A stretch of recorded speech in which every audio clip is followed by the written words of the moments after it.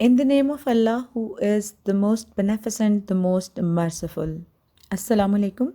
Dear students, today we are going to read the answers of the questions from the novel Goodbye, Mr. Chips, written by James Hilton, chapter number 15 and 16. Before going to the question answer session, let's have a glimpse of the novel and story of Goodbye, Mr. Chips. Goodbye, Mr. Chips is a novel about the life of a school teacher, Mr. Chipping. It was written by the English writer James Hilton. This sort of novel tells the story of our beloved school teacher, Mr. Chipping, and his long tenure at Brookfield School, which was a fictional minor British boys' public boarding school located in the fictional village of Brookfield in the Finland. Mr. Chips, as the boys call him, is a conventional. Conventional means typical, ordinary, traditional.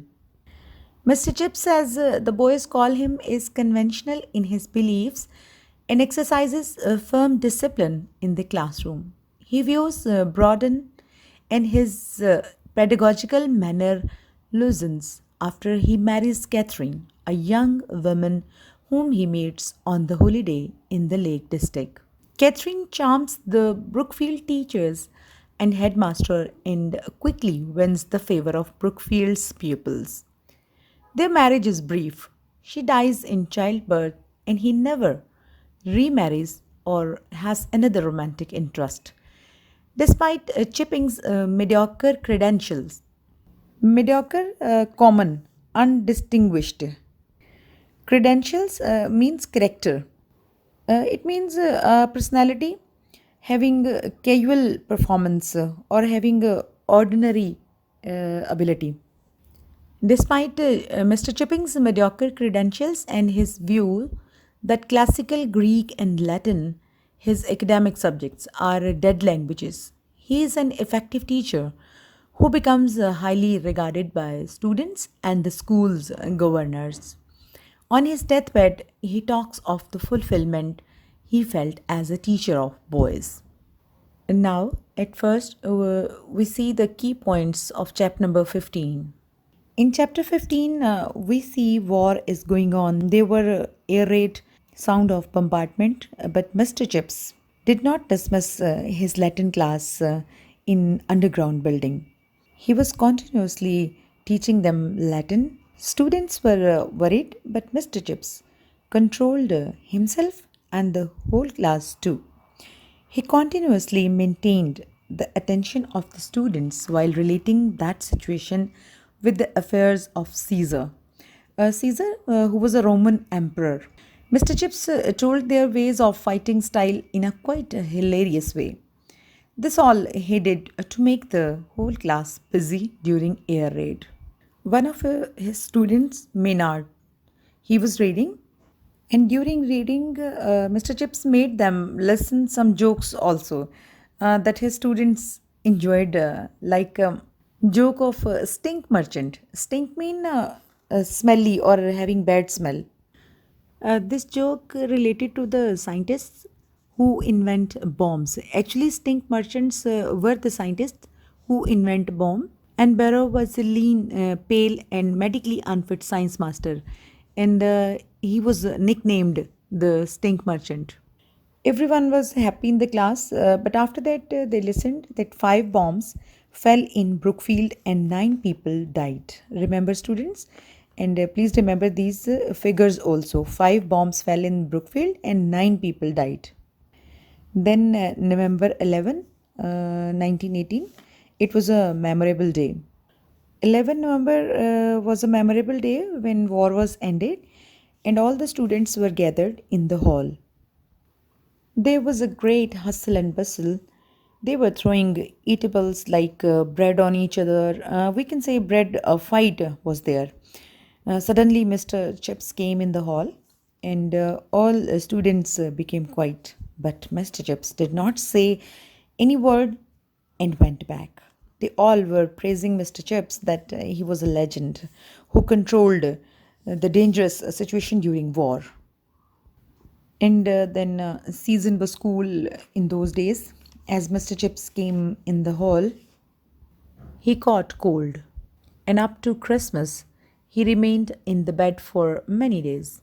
He thought that he would not be able to continue his job, so he sent his resignation to the Board of Governors in 1918 without any celebration or party or gifts. Now we come to the questions and discuss their answers.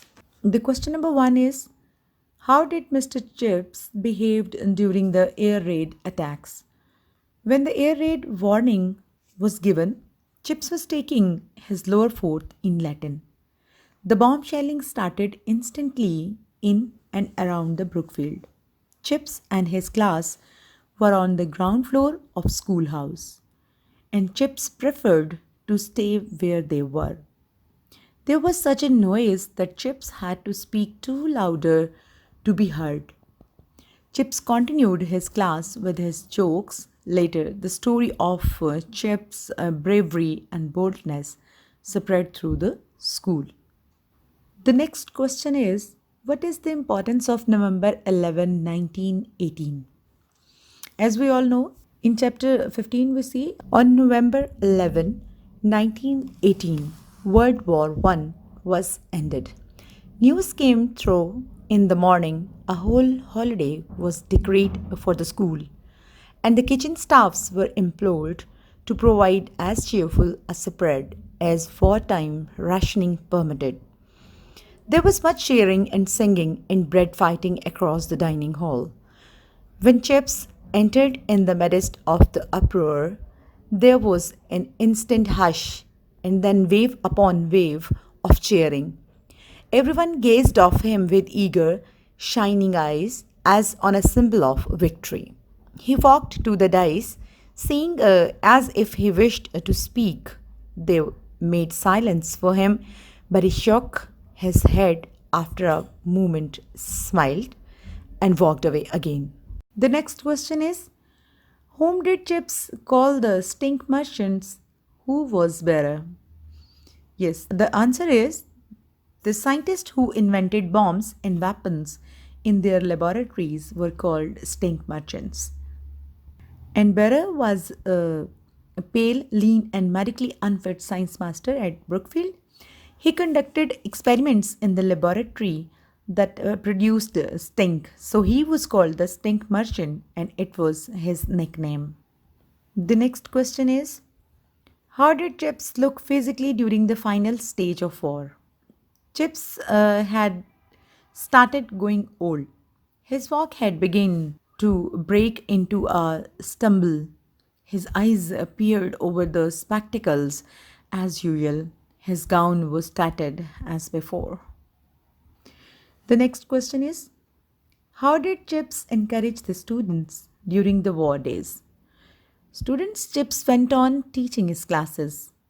He told the students if it was their fate to die, they should die in doing something appropriate. He even made jokes when there were loud explosions around the classroom. He thus kept them busy and raised their spirits. Question number 6 is, how was the news of victory celebrated in Brookfield? Yes, the question we have already given in the question number 2. The First World War ended on 11th November 1918. There was a holiday at Brookfield School. The kitchen staff was asked to provide a large meal.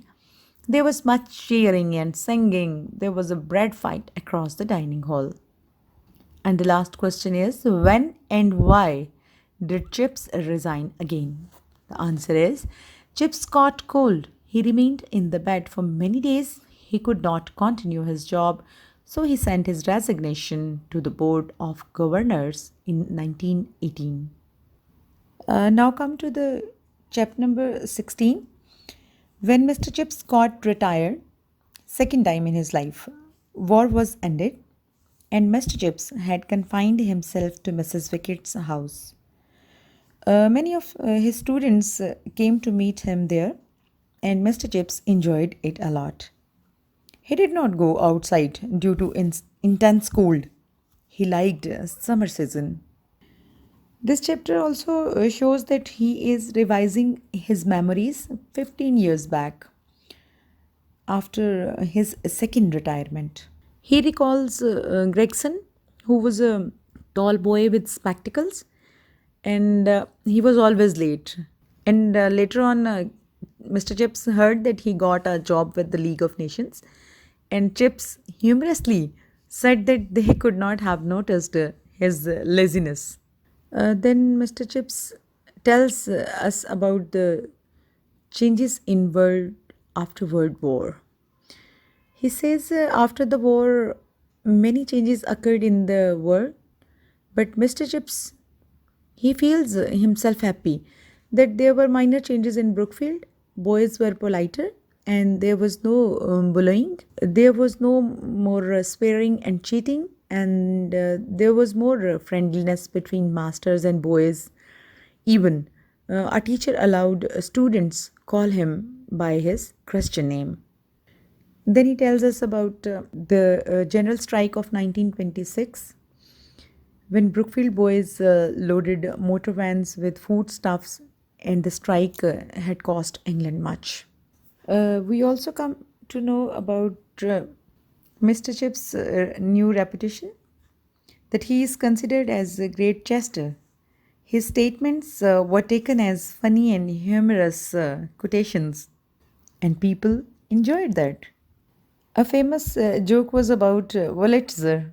Two students came to meet him and talked about cinema and told Chips that Wurlitzer is a musical instrument. And Mr. Chips made the students laugh, saying that he thought it was a kind of sausage. And one thing more, which we are told in chapter number 16, uh, that is something about Chip's generosity. He was not a miser, he used to help poor and needy, and he gave his will in 1930. So we are told by the lesson, by the chapter, that Mr. Chips made his will in 1930. In it, he gave some of his property to the mission and to Mrs. Wickett, and he left all his remaining property for a scholarship in the school. Now we see the questions from the chapter number 16 and try to answer their questions and try to answer them. Question number 1 is, how did Mr. Chips see post war years? Post war, after war. And the answer is the post war decade, a period of 10 years. So the collective meaning of the post war decade is a period of 10 years after war. The post war decade swept through with a clatter of change and maladjustments. Clatter means sound or bang. Maladjustment means failure to cope with the demands of a normal social environment, especially regarding finances, and profoundly, greatly. Students, as we all know, that situation after World War did not remain the same as it was in the days of peace. So, Mr. Chips was profoundly disappointed when he looked abroad. There was enough to be uneasy in the world, but in Brookfield and in a wider sense in England, there was something that charmed his heart because it was old and had survived. This shows that he loved old traditions and against the modernity. The next question is, describe the will made by Chips and his financial condition. Students, will means a legal document that expresses a person's wishes as to how their property is to be distributed after their death, and as to which person is to manage the property until its final distribution. So, as we all know, that Mr. Chips is having a simple personality, and he never spent his money lavishly. So we can answer the question like his income was more than he needed to spend. His small capital invested in gilt edged stocks and did not suffer when the slump set in. Students, capital means money or investment, and slump mean a sudden, severe, or prolonged fall in price, value, or amount. And a gilt edged stock. Gilt mean fixed interest loan securities issued by the UK government. And gilt edged mean relating to or denoting stocks or securities such as gilts and that are regarded as extremely reliable investments. The simple meaning of the sentence is that as Mr. Chips, he was not having heavy investments, so he had no major loss after the fall of the stock exchange of UK government after the war. So he gave a lot of his money away to people who called on him with a hard luck story, to various school funds, and also to the Brookfield mission. And in 1930, he made his will except for legacies to the mission and to Mrs. Wickett. He left all he had to found an open entrance scholarship to the school. And simply, you can say in 1930, Chips made his will in which he gave some of the property to the mission and to Mrs. Wickett, and he left all his remaining property for a scholarship in school. This question can be asked by another way. When did Chips make his will and whom did he leave his money? Then you will give a simple answer uh, without describing Mr. Chips' financial conditions. So, without mentioning Mr. Chip's financial condition, you will give the simple answer as Chips gave away a major part of his income to the needy persons, the various school funds, and to the Brookfield mission. And in 1930, when he made his will, he left all his money to the mission, to Mrs. Wickett, and to the school for an open entrance scholarships. The next question is, which season did Chips like the most and why? Chips liked the summer season the most as it suited his health. Then he was at liberty to move about and enjoy the routines of life. But his liking for summer season was particularly for the continual visits of the boys. The next question is, how did Chips enjoy the visits of the old boy? Chips was fond of visits of the old boys who often called on him during the summer. The fact was that he enjoyed their visits more than anything in the world, and he could recognize them still by their names. Students, not only Chips, all the teachers like to meet their students in their later years because they love them as their own kids. The next question is, why did Mr. Chips like Brookfield? Chips liked Brookfield because it was an old foundation. It survived and had also stood the test of time, change, and war. Furthermore, Brookfield had been his life. He had served it with great enthusiasm and had got many things in return. The next question is, what difficulty did Chips experience during the winter months? During the winter months, Chips often experienced breathing problems on account of bronchitis.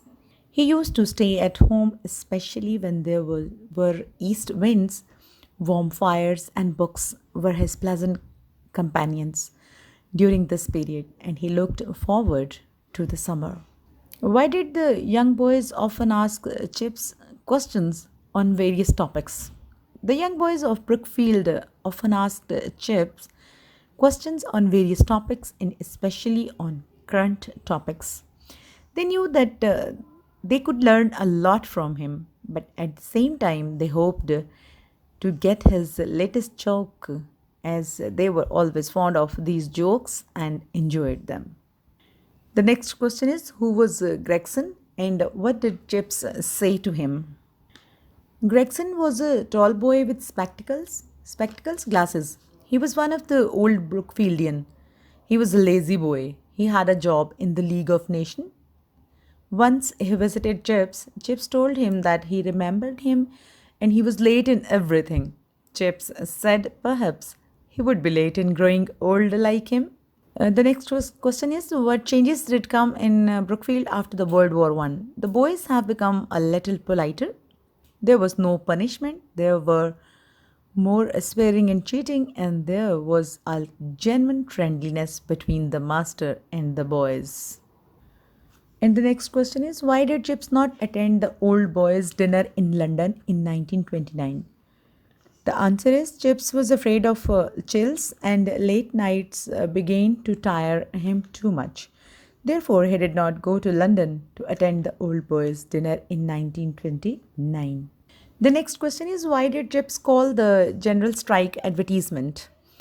When the American visitor said that the strike had cost England much, Chips said advertisement was always costly. He called it an advertisement as there had been no loss of life and no firing. The next question is, write a note on Mr. Chips' generosity and hospitality. We have learned many things about the generosity and hospitality about Mr. Chips, and you can answer it very fluently. Mr. Chips was famous for his generosity and hospitality. He often used to invite his students and colleagues to tea on weekends. He usually served them with tea and cake. He gave a lot of money to the poor, to different school funds, and also to the Brookfield mission. And the last question of the chapter is, what did Chips say about Wurlitzer? Yes, the answer of the question is, Mr. Chips had never gone to a talkie show. The boys told Mr. Chips that Wurlitzer was a projector type of device which showed the motion picture along with the sound. Means it was a musical instrument. But Chips replied that he thought it was some kind of a sausage, and there was a loud laughter. So, dear students, today's lecture is ended here. Listen this lecture again and again and learn the answers of all the questions. And if you feel any difficulties, still contact your concerned teachers. Stay blessed. Allah Hafiz.